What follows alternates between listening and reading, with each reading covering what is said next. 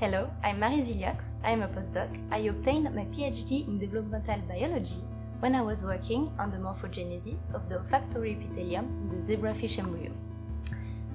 My research focuses on understanding how, from one cell, we can obtain a multicellular organism that is correctly formed in time and space.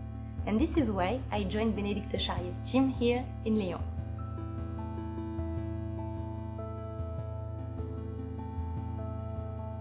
Brown algae are simple yet intricate organisms. Simple because of their rigid cell wall, they rely on their division plane in order to grow.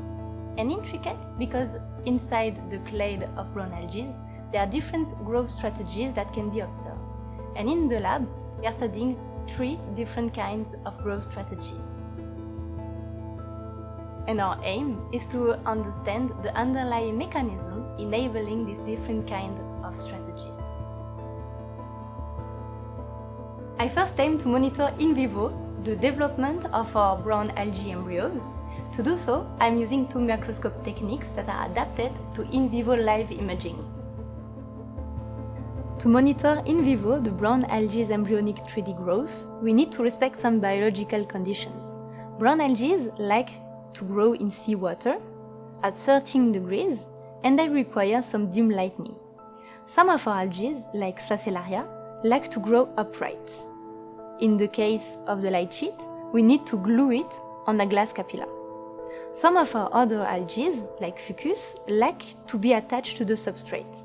So when we go to the 2-photon microscope, we need to put them in a small glass petri dish. Moreover, because the cell division is slow, the time-lapse has to last up to 5 days. This is why those biological conditions are crucial. I'm using the light sheet in order to acquire the overall shape of our different embryos, and the 2-photon microscope in order to image in depth our brown algae embryos labeled with fluorescent dyes. This is the result that we get when we image the Sphacelaria rigidula on the light sheet. The chloroplasts are in magenta, and the cell wall, labeled with chalcofluor, is visualized in blue. After image analysis, we obtain this kind of movies, where we can see the overall shape of the algae and the cell-specific shape that is cylindrical. This is what we obtain when we image Fucus serratus at the 2-photon microscope.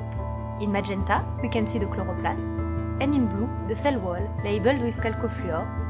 After image analysis, we can obtain a 3D view of the embryos. Once we image all of our brown algal embryos, we want to build a map of brown algal cells at the onset and during their 3D growth.